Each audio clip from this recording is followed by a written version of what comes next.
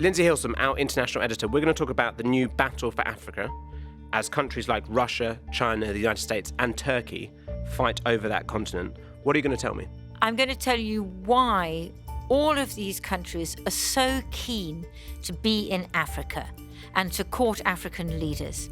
And I'm going to tell you about my little Twitter spat with the son of one of the presidents. And I'm going to tell you what happened to my luggage on Air France. Lindsey, we've seen a number of big diplomatic trips recently to the continent of Africa. We've seen both the Turkish and the Chinese foreign ministers go. We've seen, on the American side, Antony Blinken, Janet Yellen, Jill Biden, and now recently Kamala Harris go. And we've also seen Sergei Lavrov, the Russian foreign minister, go. What's going on? Why, all of a sudden, is everyone obsessed with the continent of Africa? And that's what African leaders are asking themselves, and they're delighted. There they are, being courted like the most beautiful woman in the world. And you look at Qin Gang, he's the new Chinese foreign minister. He went to Africa in January. That was the first trip he made. Sergei Lavrov, I think he might, be buying a house somewhere because he's been to 7 African countries this year. And then there's Kamala Harris, who's the most recent. And she was playing catch-up. She went to 3 countries. I think it's a number of different things, but the main thing is Ukraine. It's because Africa has 54 votes at the UN, and the Americans, the Europeans, want those votes for condemning Russia. Russia wants those votes on its side. And the African countries playing pretty hard to get. Most of them have abstained in these votes, and they are not willing to go on the Western side and condemn Russia. They're hedging their bets because they know that they're wanted. Now, the reason why partly African nations won't immediately side with the West when it comes to the Ukraine war is to do with history and the scramble for Africa. Europeans began arriving in Africa from the 15th century. But in 1884, the major European powers met to essentially carve up the continent between them, ensuring that they all had territory and also to avoid any war between the rival nations. This was the Age of Empire. After the Second World War, African nations began to fight for their independence against European colonial rule. And because these powers were often on the side of the Americans, the Soviet Union aided many freedom movements across the country. The Cold War saw the East and West fight over Africa, and one could argue that those memories still last today. And indeed, the present battles that we're talking about today over who has the most impact and influence on the continent mirrors, in some ways, the old battles of the past. And we have discussed that before on the podcast, but I mean, that has to do partly with the history of Africa, colonialism, the Cold War, in terms of why some African nations won't necessarily want to side with the West and Ukraine. Yes, that's true. But also Russia is making this big push at the moment in Africa. They are actively going out there. And it comes at a time when, we talk about Africa as if it's one place. Of course, there are many different countries, and within African countries you have governments, you have civil society, you have business people, and people have a different perspective. But broadly speaking, whereas Western governments are very keen on spreading democracy and human rights, and many African governments would say lecturing them about human rights and the environment and so on, and they would say unjustly, particularly if they're former colonial powers like France or Britain. The Russians and the Chinese are in there courting the votes, and also particularly with the Chinese, a lot of trade, a lot of investment and so on. So there's a huge push at the moment, and African countries are very open to it. Looking at Russia, China, as you say, and then also we are going to mention Turkey, who also have involvement within the continent. Is that because all those countries in their own way, whatever they're doing, see the continent as a way, as offering the opposite of what the West is doing? As you say, human rights, democracy. They say, well, actually, there's a different way of a different global order that there could be. Definitely, because British leaders and, the American president, they quite often say Russia is isolated. This is not true.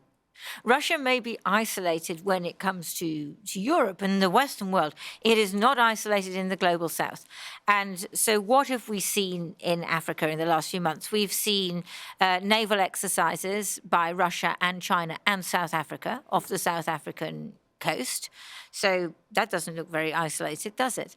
And we've seen an increasing amount of Russian information or propaganda, which is available in Africa. So let's take Uganda. Uganda is a really interesting example. So President Museveni came into power in 1986. He's been there a long time. And he was initially seen as quite pro-Western and was certainly, backed by the West, got a lot of Western aid. And he has, over the years, I think, become more impatient with the West and not happy with what the West has said, not least because he has not been as democratic as he initially indicated he was going to be. I mean, he's still in power. He's been there a long time. And he's grooming his son. He's very senior in the army, Muhoozi Kainerugaba, possibly to succeed him. So what do the Russians do?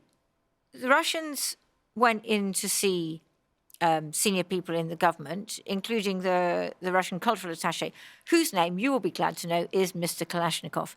And they went in and said, look, there's these attack helicopters which we're providing to you, and Russia provides 50% of the arms to Africa in general. And, we'd like to put some stuff on your television, Russia Today, that kind of thing. And the Ugandans were fine with that. So the Russian narrative about Ukraine is very strong in Uganda. It has had a big impact. And, the Ugandans are quite happy with that. And then Muhoozi, the son, he and I follow each other on Twitter, and I sent him a message. This was quite a while back now. I sent him a message because he'd done a tweet which said, Uganda is a Christian country, Russia is a Christian country, Christian countries don't invade each other, we should support Russia. And so I messaged him, I said, well, hang on, Ukraine's a Christian country too, and Russia invaded Ukraine. That's a bit puzzling, isn't it? And then we had a little exchange where he told me how wrong I was. And then all of his supporters piled in and told me I had no right to have an opinion because I come from an old colonial country. So I backed off.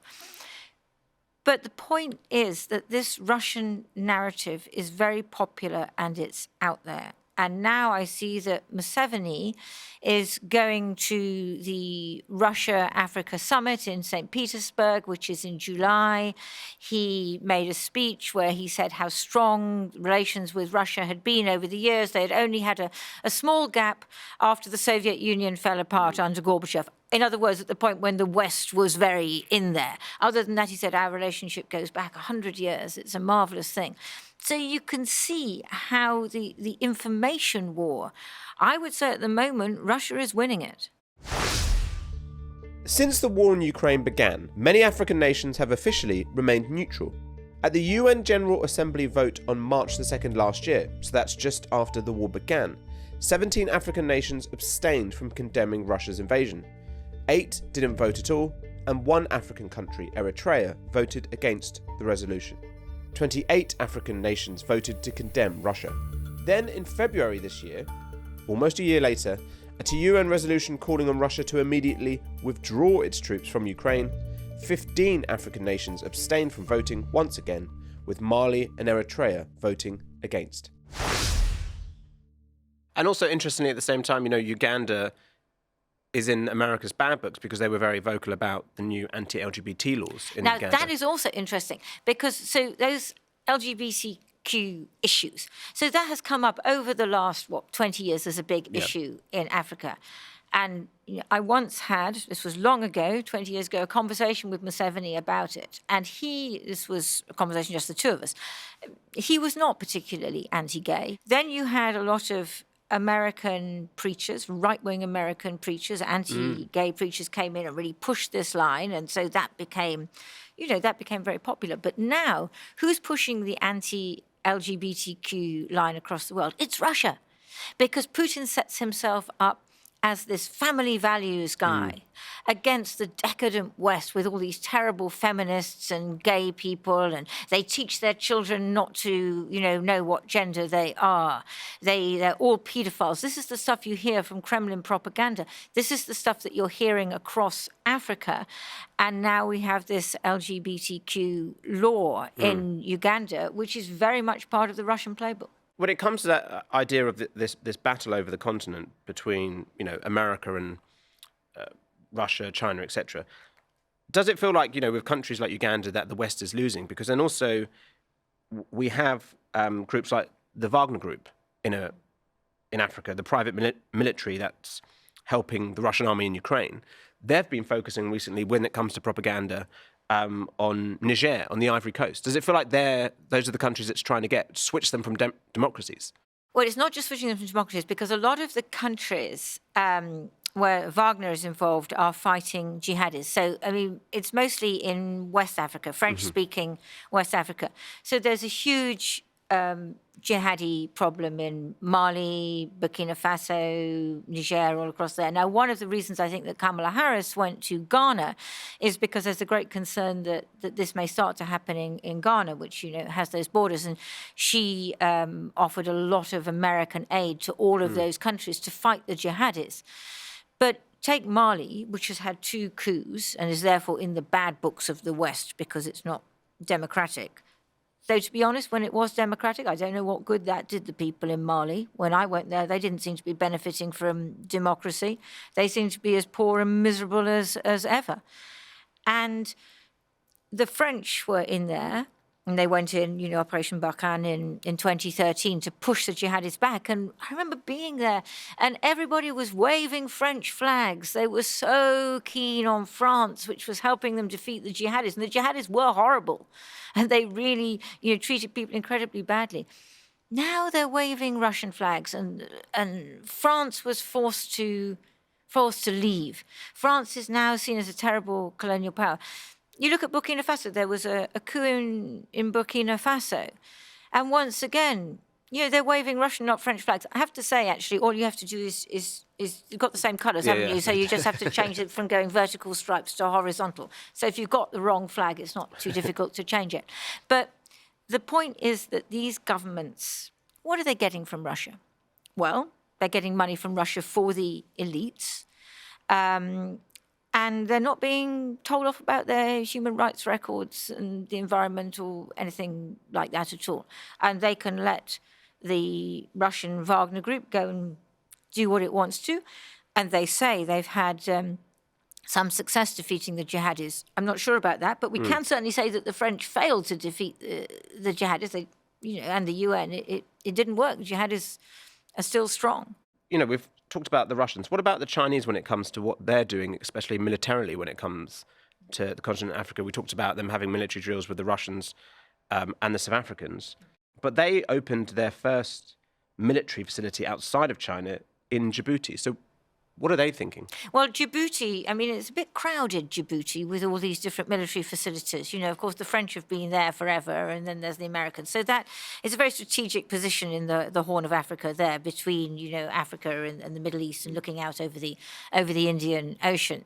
But for the Chinese, I think their interest is still primarily commercial and economic. So you look at Russia, it provides almost no foreign direct investment, less than 1% of Africa's foreign direct investment. But China is a really major partner for African countries when it comes to trade and when it comes to investment. And they're doing an awful lot on building infrastructure, on building roads, on building rail, on building hotels, on building airports. And, you want a road built in your country. The Russians aren't going to do it. The West is going to be far too expensive. And anyway, they have all those pesky environment thingamybobs that you have to do first, Chinese will come in and they'll build your road, and it'll be a good road. What's China's thinking there? Is it completely benevolent in saying, look, we'll build your roads and your bridges and whatever and ensure that you can get from A to B? Or is it double-sworded in the sense that they're also thinking about those are also going to help us extract certain minerals, whatever, that we need to grow our economy? Well, I think it's both, and they would call that win-win. And that's what one of the phrases that the Chinese often use, that this is win-win. And I think that it's also about Chinese companies, because this is money for Chinese companies. If you provide aid to an African country for a road, but it's the Chinese company that's building the road, then that's an investment in your own company as well as in Africa. And I think at first there was a lot of complaints. When I first started to look at this in the mid-2000s, around 2006, there were a lot of complaints by African countries about Chinese labour being brought in instead of them providing employment for people in different African countries. I think that's changed to some extent, and I think that there are a lot more. They do create a lot more jobs than they used to. They used to create. At the beginning, I think the West's view of Chinese investment in Africa was very colonial. And it was like, well, what are these people doing coming here when we own this part of the world? And the answer is, hey, these people have a lot to offer.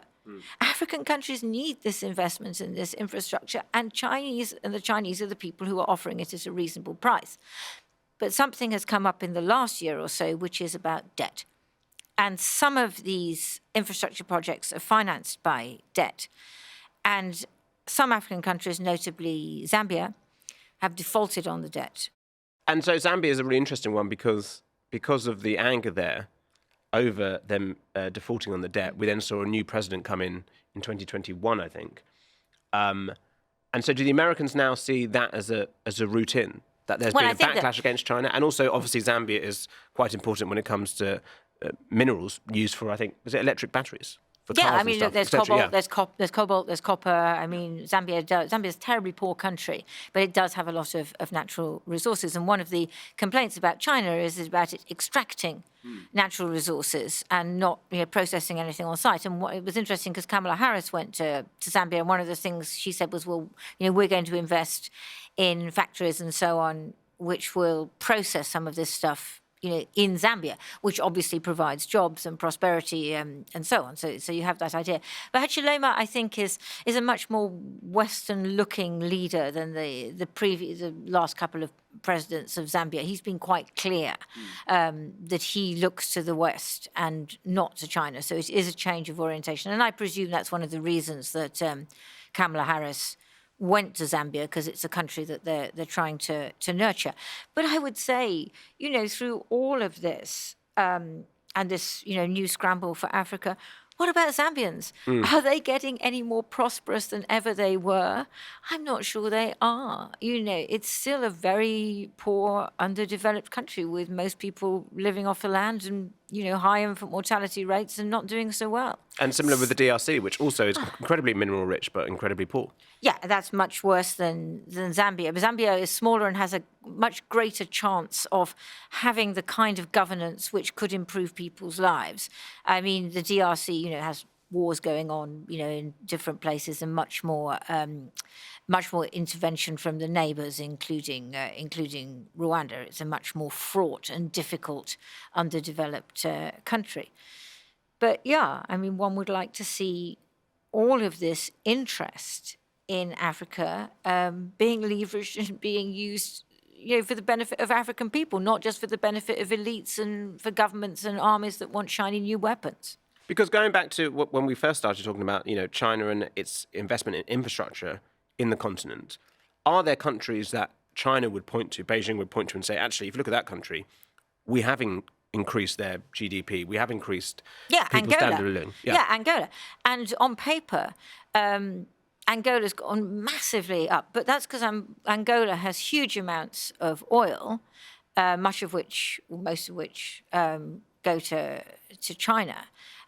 But Angola is very, very deeply in debt to China now, and it's still not particularly well run, and there's still a lot of poor Angolans. Let's talk about Turkey, because I don't think many people often think that Turkey's actually sort of been looking at the continent for quite a while under President Erdogan. What's his thinking there, then?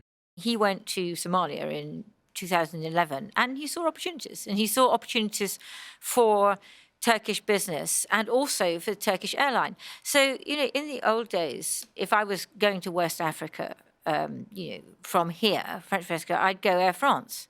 I don't know what my luggage went, because it never turned up on the same flight in the same place at the same time. That's why we always have hand luggage then. Yeah, you see, I only have hand luggage, as I usually do, but the camera equipment, I mean, I could go into the story about the time we landed in the DRC and all the camera equipment had gone missing.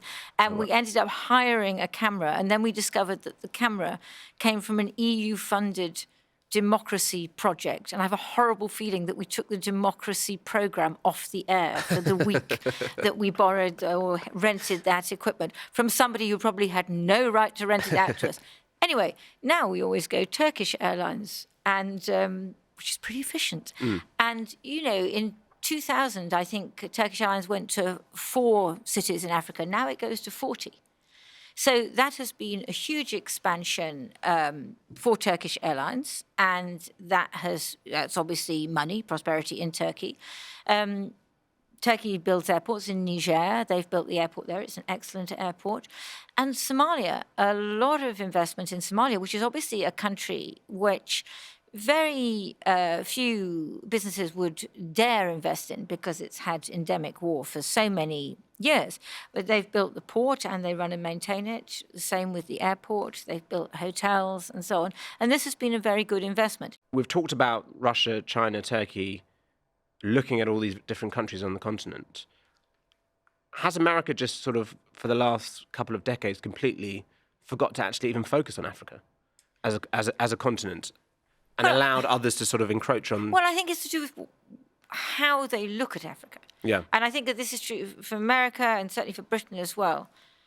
People tend to look on Africa, I think, not as a place of opportunity or of equal partnership, but a recipient of aid and charity, and a place that needs to jolly well pull up its socks and, do better on the human rights. I can remember, this is quite a long time ago, Linda Chalker, who used to be a minister for Africa under a Tory government way back.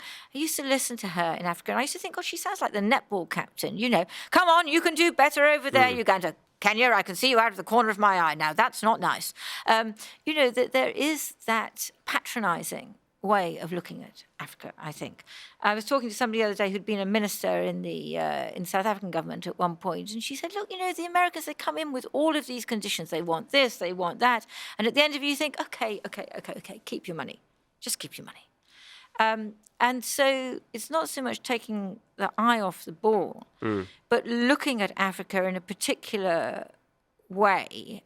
And because of that, just falling back. If we look at the current situation, which is relations between Beijing and Washington sort of getting lower and lower, and Africa in some ways becoming this continent which is at the heart of them battling it out, is there not an argument to say, well, actually, if it weren't for those worsening relations, those two could actually come together, not in some sort of new Cold War, but in a sort of mutual competition to try and actually work together to utilize the resources of the continent to not only better the people in Africa, but also in terms of their own global market? Or am I being too optimistic? Oh, you're an idealist, aren't you, Kieran? It's lovely. But is it just the continent stuck again in two great powers' war? Well, two great powers and one lesser power. Yeah. Because the Russians are the ones who are really in the ascendant at the moment. It's about the relationships between those countries outside of Africa, isn't it? So you have the great power competition between China and America. And that is going to be the story of the next century, or at least half century. That is going to happen. And Russia, I would say, is something that's sort of come in on the side, as it were. But China obviously sees Russia as an important ally against the West. And then Africa is just a place where it gets played out. I mean, it's the old thing, elephants in the grass, isn't it? So, I mean, I guess finally, some would argue this is sort of some sort of 21st century scramble for Africa as it was in the 19th century. Are we not just, history doesn't repeat, it rhymes, whatever. Is this not the same thing where, as you've said, people are fighting over Africa because of outside reasons and not thinking about those who actually live within that continent? So we are just, again, repeating history. Yeah, but also then it depends, what do African governments do about it? So there is an argument which says, if I'm the foreign minister of X country and everybody's fighting over me, I've got a chance to do a really good bargain And I have a chance to do it in a way that, brings investment into my country and prosperity into my country. And then I can spend it on the people and on improving people's lives. And it would be great if we saw that happening somewhere. So really, this does give a lot of power to African leaders. Now the question is, what do they do with it? Lindsey Hilsum, thank you for talking to me. Thank you, Kieran.